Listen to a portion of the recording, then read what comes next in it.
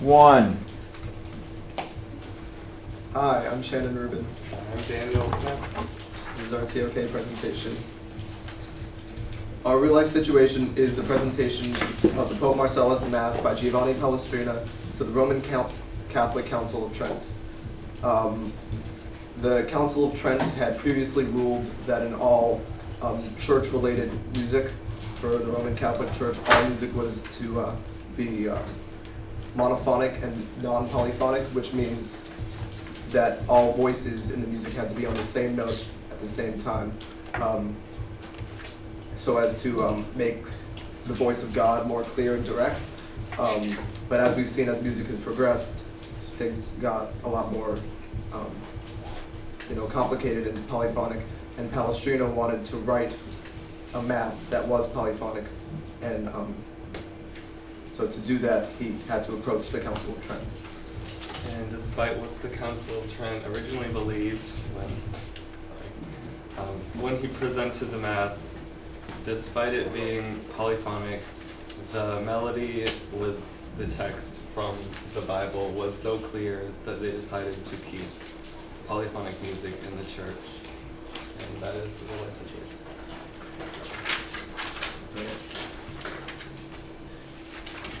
Next. Our knowledge issue, our draft question is, how are one's perceptions of music influenced by one's culture and heritage? And later we'll get into knowledge issues that stem from this, but for now we're going to focus on 4 main aspects of this question, which are notions and relationships, how religion affects one's notions about music, how a government can influence people's perception of music, and how the setting of the music of the person in their culture can change the way they perceive something acoustically. Preconceived notions, familiar preferences. That just means what your family impresses on you when you're especially younger and a baby. That can have a big influence on what kind of music you enjoy when you're older. For instance, today, Kim Kardashian is pregnant and Kanye West refuses to let rap music anywhere near her womb. And when it's born, he doesn't want the baby to listen to any kind of rap music either, and even though he's a rapper.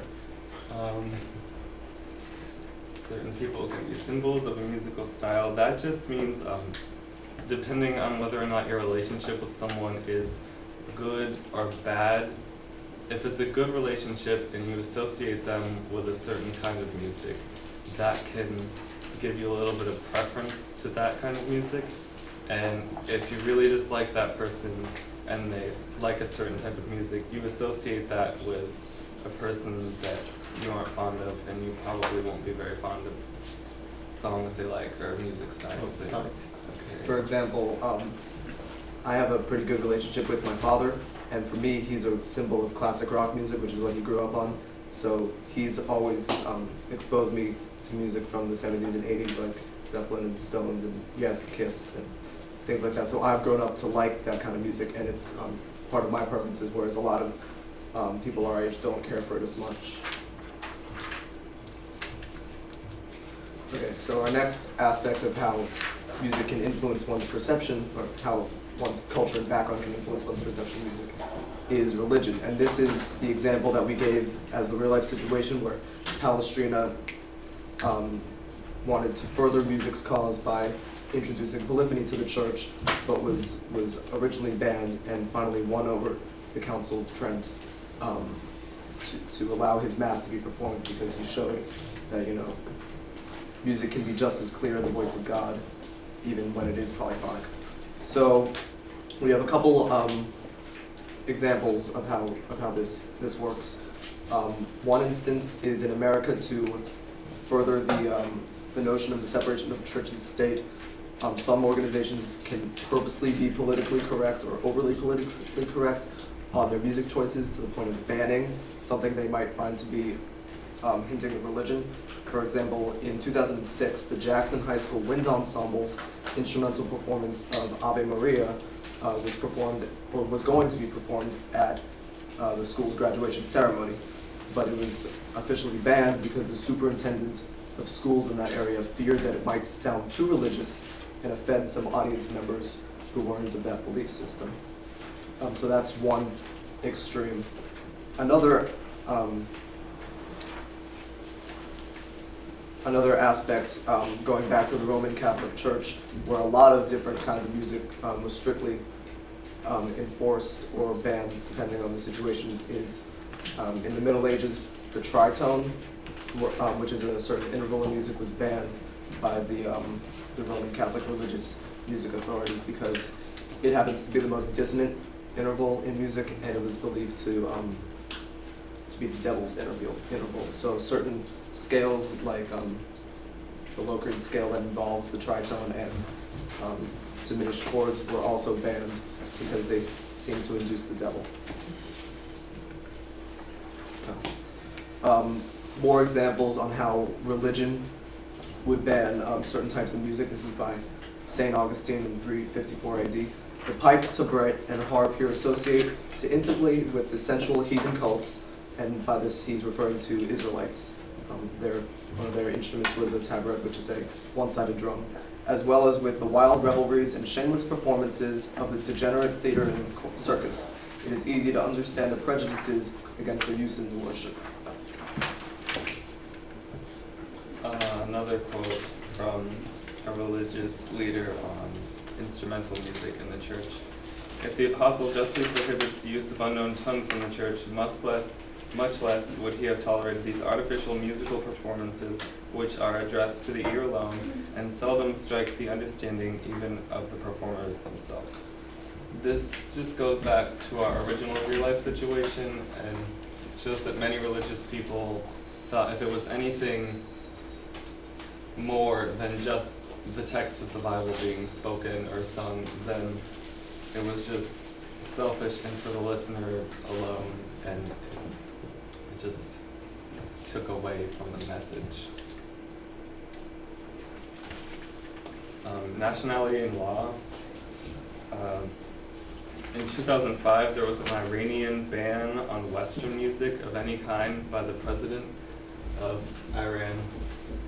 He considered all kinds of music, any Western music at all, from classical music without any kind of words to contemporary music and jazz, and particularly Elvis. Another example of governmental ban on music that can affect a person's perception, and in this way, if a government bans a certain piece of music, either citizens won't be experienced enough to appreciate it, or they'll follow the government in hating it. Richard Wagner was a famous composer of art music, and composed heavy works for orchestra, but he was a staunch anti-Semitic, and for a very long time, not at all recently anymore, but during the early years of the State of Israel, founded in 1948, the music of Richard Wagner was banned because of his anti-Semitic beliefs. Sorry, back to the Iranian example. It didn't have much effect on the older generation because they had already grown accustomed to Western music and they enjoyed it. But the younger generation grew up thinking that it was bad music and was bad for society, so they don't particularly like it now. All right. Our last example of how a person's perception of music can be affected by their culture, heritage, and situation is the specific setting of a person's culture that they live in, apart from their family and government, just what their culture says about them. We thought of a really obvious example. In America, most of our modern pop music is accented by music videos that trigger an emotional response in the listener / watcher, often being images that are kind of racy or have sexual implications, such as women that hardly wear any clothes, or on the flip side, a lot of vulgar words that hint about sex. And this is appreciated by a lot of Americans who use that to appreciate the music more, because they associate with the good feelings they feel with the music video with more likening to the music. Oh, thank you. But on the on the flip side, if that same music video was going to be presented in, say, the Middle East, where women are forced to cover their entire bodies and things of the nature that we're talking about aren't addressed at all, many people would become riled up and rebel against the artist. They would not appreciate the music, even though, aside from the music video, the music itself is the same. And so we have a great example of this. Here's a popular song in America that on a popular YouTube show was rated the second sexiest music video in 2012. Just imagine if you were a Muslim in the Middle East watching this, how you would appreciate it or disappreciate it differently than you do now.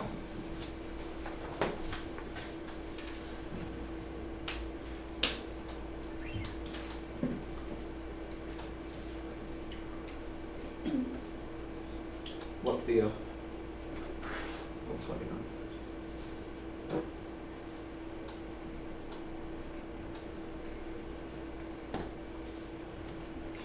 But she don't do it that way.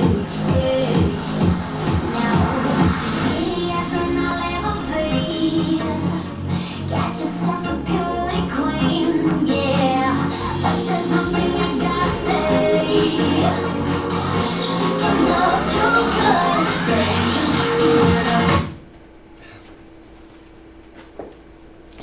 So yeah, it doesn't really matter what she's singing about. You're going to take that with a sexual connotation, and depending on your culture, that could make you appreciate it more or a lot less. So that's that. About 11 minutes. Okay, so how is music a communicative language in and of itself aside from the spoken language? I have two examples. One, music can be used to portray emotions fairly well by itself, but can be aided by spoken word.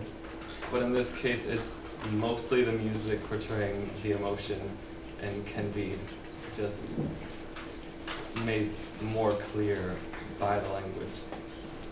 But in the example of music being used to portray ideas and situations, like music with a story, you really need some kind of language there or someone to explain what's going on. Like once you hear what it's about, you can sort of hear it in the music, but there's no way you could get a really specific situation out of a piece of music. Music alone. can often evoke emotions and feelings within us, which can in itself be considered a language, but compared to actual words, it doesn't contribute hard, concrete,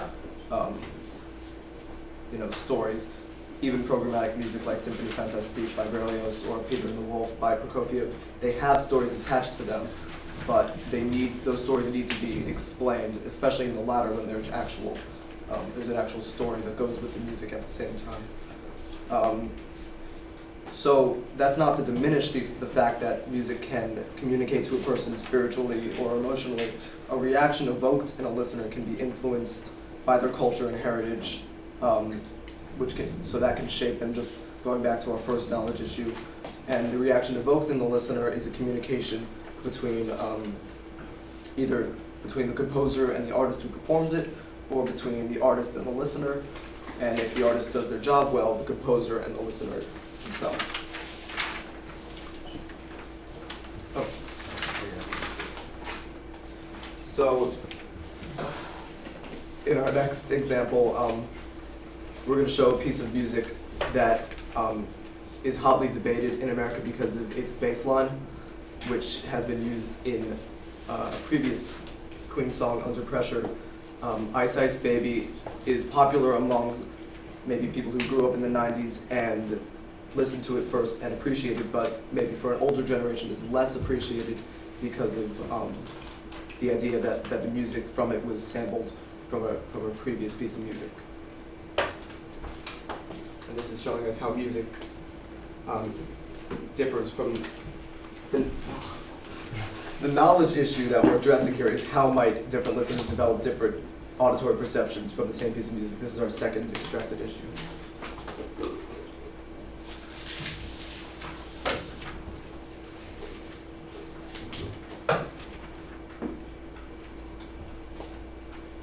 Yo,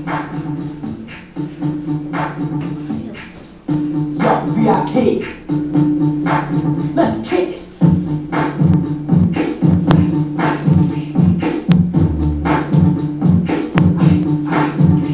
Oh, let's stop. Collaborate and listen. I said.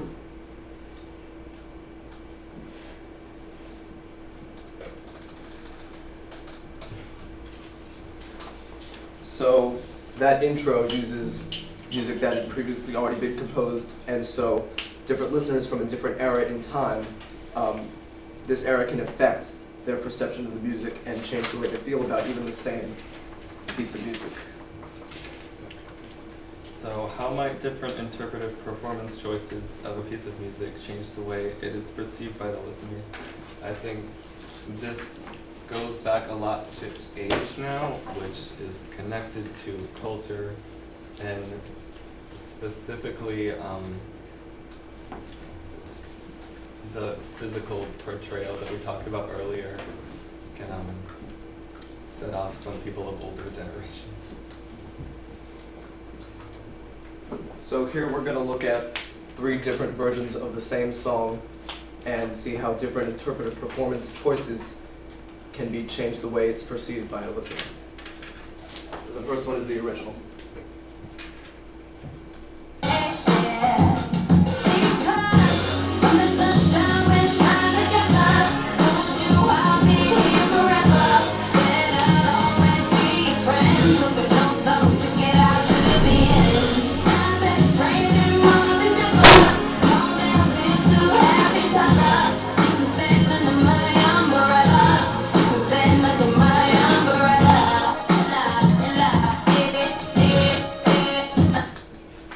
So the first one is characterized by kind of the same style that we looked at in the Neon Hitch video. Rihanna's dancing around, and there's a lot of heavy electronic music and bass behind her. The next one is quite different. We only have 3 minutes. 3? Let's skip the next one.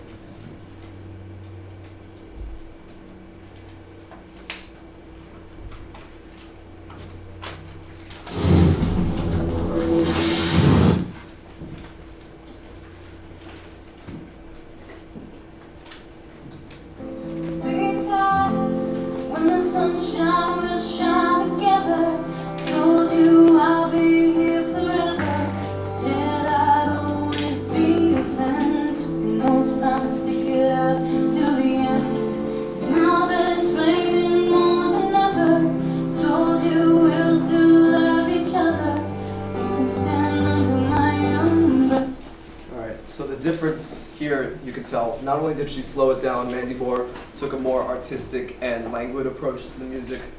She changed the instrumentation from more electronics to mainly just guitars and drum set. And to help us out, she even showed her contrast by displaying the original music video in the background, which we thought was a good choice. Okay, so yeah, the original is just a little more brash and out there than this version, which is obviously more lyrical. So connecting back to the effect of culture on your perception of music, it just depends on where you grew up and what you were taught when you were younger, and your personal values. Depends on maybe which version of the piece you would prefer. So interpretive performance can also be related back to our personal lives, because we're musicians in ourselves and we perform pieces that are sometimes liked by different audience members or disliked by others of different backgrounds. For example, the Osborne Rhapsody for clarinet is one of the pieces that I perform a lot, but I'll change it depending on the audience that I'm performing it for. I performed it once for a nursing home, and I took it a little louder, a little more upbeat, because these aren't people that are always accustomed to art music. So I made it a little more accessible, whereas when I played for a group of musicians, I played the way the composer intended, which is sometimes slower. Together, Quinn and I, Daniel and I, prefer to listen to art music, classical era, romantic era, and we don't listen to as much pop music unless we're trying to get away from our studies. We appreciate it a lot more than the average listener because of the background that we have, which is our education, especially in IB. Okay.